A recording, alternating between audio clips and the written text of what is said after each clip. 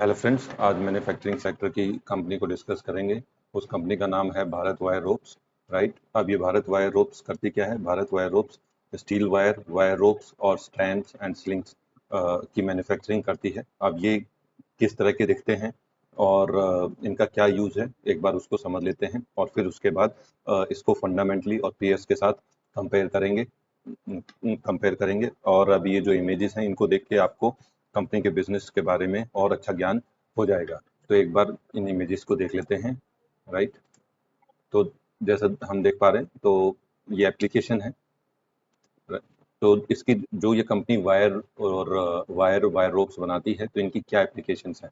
ठीक है, तो ये oil gas, cranes, mining, offshore, marine, elevator, structural और ब्रिजेस वगैरह, शिप में और लिफ्ट में, क्रेन्स में, तो इन सब जगह इनका इस्तेमाल होता है। राइट, तो अभी ये प्रोडक्ट कौन कौन से हैं उनके बारे में एक बार देख लेते हैं, वो प्रोडक्ट दिखते कैसे हैं। ठीक है, तो एक बार चलते हैं उन प्रोडक्ट्स को देख लेते हैं। तो अभी ये जो प्रोडक्ट्स हैं इसके, ये वायर रोप्स हैं। तो वायर रोप्स देख रहे हैं कि डिफरेंट डिफरेंट टाइप्स के हैं और उनका यूज़ क्या है। ये elevators, cranes, bridges, shipping, mining, oil and gas और फिशिंग ईटीसी में इस्तेमाल होते हैं।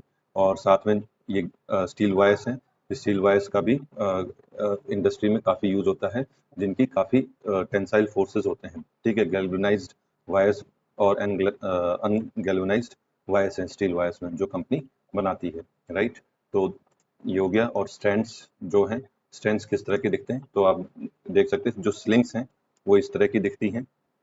ठीक है, तो इस तरह के प्रोडक्ट, ये सॉकेट्स स्लिंग्स हैं, तो कंपनी इस तरह के प्रोडक्ट बनाती है। साथ में स्ट्रक्चरल स्ट्रैंड्स जो फ्लाईओवर में, ब्रिजेस में जो केबल्स लगती हैं उसमें ये काम आता है।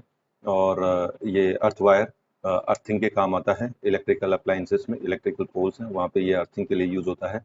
और स्टे वायर ये सपोर्ट के लिए यूज होता है। जो पोल्स होते हैं हमारे, उन पोल्स को सपोर्टिंग के काम में आता है, तो इनको हम स्टे वायर बोलते हैं। तो ठीक है, तो ये मोटा मोटा इस कंपनी के बारे में हो गया। अब इसको फंडामेंटली और थोड़ा सा समझ लेते हैं। कंपनी एक्चुअल में इन प्रोडक्ट्स में कुछ काम कर रही है, मतलब इनकी सेल्स ढंग से कर पा रही है, नहीं कर पा रही है, और इनकी डिमांड है या नहीं है। हमें इमेजेस के थ्रू तो दिख गया कि डिमांड तो काफ़ी है इस सेक्टर में, लेकिन एक्चुअल में कंपनी कर रही है नहीं कर रही, वो चीज़, उस चीज़ को हम समझ लेते हैं। तो अभी इसके फंडामेंटल्स को देख लेते हैं। तो अभी नीचे आ जाते हैं।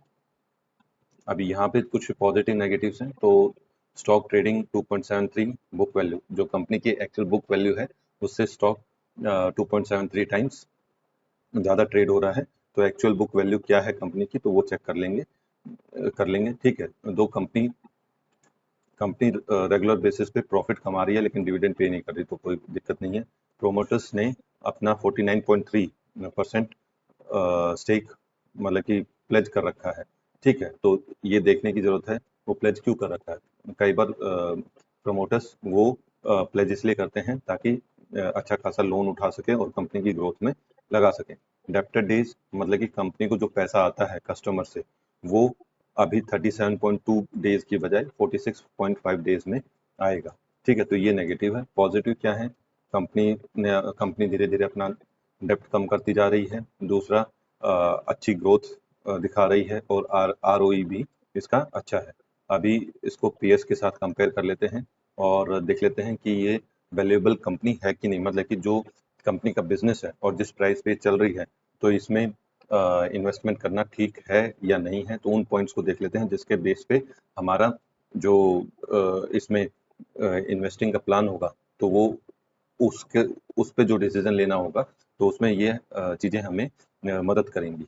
तो अभी भारत वायर्स, अभी ये पीएस है। भारत वायर्स जो है 261 के आसपास चल रहा है। और जो इंट्रिंसिक वैल्यू है, इंट्रिंसिक वैल्यू इसकी जो एस्टिमेशन पे एस्टिमेट करके जो इंट्रिंसिक वैल्यू, जो मतलब कि एक्चुअल वैल्यू होनी चाहिए आज की डेट में, ये 126 है। मतलब कि अपनी इंट्रिंसिक वैल्यू से ये लगभग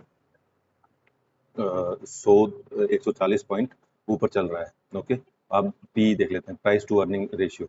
ठीक है, अभी लेकिन पी में कहानी दूसरी निकल के आती है। अभी ये यहाँ पे इंट्रिंसिक वैल्यू, मतलब कि एक्चुअल में जो इसकी प्राइस होनी चाहिए उससे ज़्यादा चल रहा है, लेकिन पी से ये निकल के आ रहा है कि जो सेक्टर पी है, जो सेक्टर की कंपनियां हैं, उससे अभी भी ये कंपनी सस्ती है, ठीक है, और इसमें अपॉर्चुनिटी बन रही है। और 10 ईयर्स का पी हम देखें इसी कंपनी का, जो कि 31.94 है, और उससे तो काफ़ी कम है आज की डेट में, ठीक है, और इंडस्ट्री पी से भी ये 10 पॉइंट कम है, राइट।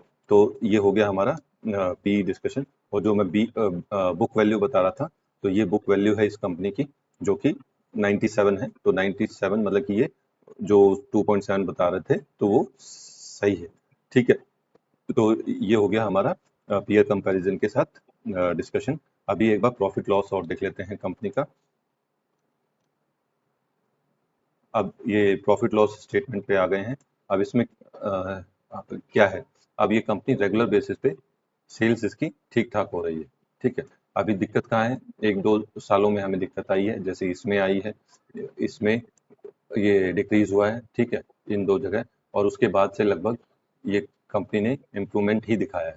ये मतलब कि इंक्रीज ही हो रही है इनकी सेल्स। अगर सिर्फ 21 को देखें तो यहाँ से यहाँ तक सेल्स बढ़ ही रही है इनकी, ठीक है, बिजनेस मतलब कि बढ़िया हो रहा है। और वो चीज़ कहाँ दिखाई देती है, कंपाउंडेड सेल्स ग्रोथ। सेल्स 22% के हिसाब से बढ़ रही है और ये 52% के हिसाब से, ठीक है। 5 साल में 21%, 33%, 35% 3 साल में, 98%। यहाँ अभी ये जो ट्रेलिंग 12 मंथ्स है, मतलब कि अभी ये जो चल रहा है, इसमें देखने लायक है, क्योंकि सेल्स कम दिख रही है और जो ग्रोथ है वो ज़्यादा दिख रही है। और स्टॉक्स ने भी अच्छा खासा पैसा कमा के दिया है। 5 साल में 51% के हिसाब से पैसा कमा के दिया है, और 3 साल में 48% और 1 ईयर में 24%, ठीक है। तो अभी इसको एक बार मनी कंट्रोल पे और चेक कर लेते हैं, फिर आगे का हम चार्ट पे देखेंगे कि ये चार्ट पे कैसा परफॉर्म कर रहा है, ठीक। तो अभी एक बार इस पे मनी कंट्रोल पे आके देख लेते हैं। अभी मनी कंट्रोल में क्या दिखा रहा है, भारत वायर रोप्स के लिए 60%, जो एमसी एसेंशियल है 60% पास है, ठीक है। और एनालिस्ट इसको ज़्यादा मतलब कि देख नहीं रहे हैं, तो इसलिए एनालिस्ट का कोई रेटिंग नहीं है इसमें। और पिट्रोस्की स्कोर जो है वो 6 है, जो कि एवरेज फाइनेंशियल्स है, मतलब कि ये ठीक ठाक है, आउट ऑफ 9, राइट। तो ये हो गया हमारा फंडामेंटली। अभी टेक्निकली इस चार्ट को और समझ लेते हैं, और आगे की फिर प्लानिंग करने में हमें आसानी होगी। ये भारत वायर रोप्स के चार्ट पे आ गए हैं हम लोग।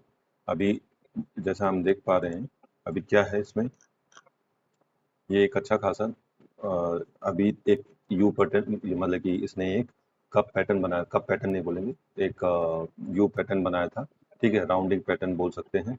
ये राउंडिंग पैटर्न बनाकर अभी इसने ये राउंडिंग पैटर्न बनाया, और इसके ऊपर क्लोजिंग देके ये अब अपसाइड में मूव होने लग गया है, राइट। तो अब कंडीशन क्या चल रही है, एक बार मैं इसको जूम इन कर देता हूँ ताकि ये चार्ट हम डिस्कस कर सकें। अब यहाँ पे क्या कंडीशन बन रही है, ठीक है, ये वीकली चार्ट है। अभी इसको डेली चार्ट पे हम डिस्कस करेंगे। अभी वीकली चार्ट में ये मैंने ट्रेंड लाइन बना रखी है, राइट, इन दो पॉइंट्स को लेकर, ठीक है। अभी क्या सिचुएशन बनेगी, अभी अगर इस ट्रेंड लाइन के ऊपर हमें कोई क्लोजिंग मिलती है, ठीक है, तो वो उस क्लोजिंग के बेस पे हम अपसाइड के मूवमेंट के लिए इस स्टॉक को देख सकते हैं। मतलब कि अगर ट्रेंड लाइन के ऊपर ये क्लोज होता है तो स्टॉक अपसाइड के मूवमेंट दिखा सकता है। अभी डेली कैंडल पे एक बार इसको समझ लेते हैं, एक मिनट। तो डेली कैंडल पे अभी क्या सीन है, ठीक है। अभी डेली कैंडल पे आते ही थोड़ा सा सीन डिफरेंट हो जाता है। सीन क्या डिफरेंट हो जाता है कि अगर यहाँ पे हमें क्लोजिंग मिलती है, राइट, तो ये लगभग 280 के आसपास होगी, ठीक है। और 280 के आसपास होगी, मतलब कि ऊपर इस ट्रेंड लाइन के ऊपर जब भी क्लोजिंग मिलती है तो ट्रेड में इस स्टॉक में अपसाइड के मूवमेंट बनेंगे। और पहला रोधक कहाँ आएगा, मतलब कि पहला रेजिस्टेंस कहाँ मिलेगा, पहला रेजिस्टेंस ये 294 के आसपास मिल सकता है, क्योंकि ये पहले भी यहाँ पे इसने एक रेजिस्टेंस लिया है और उससे नीचे आया है। तो इसलिए एक रेजिस्टेंस यहाँ पे हम फेस कर सकते हैं इस 200 डीएमए पे। और अगर इसको इजीली ये क्रॉस कर देता है तो इसमें अपसाइड के मूवमेंट 400 तक आने की पूरी संभावना है, राइट। तो ये चार्ट हमने टेक्निकली डिस्कस कर लिया है। अभी इसी तरह के और स्टॉक्स देखने के लिए आप मेरे चैनल को लाइक और सब्सक्राइब जरूर करें, और लेटेस्ट इन्फॉर्मेशन के लिए मेरे टेलीग्राम चैनल को भी सब्सक्राइब करें। और अगले वीडियो में मिलते हैं। तब तक के लिए बाय।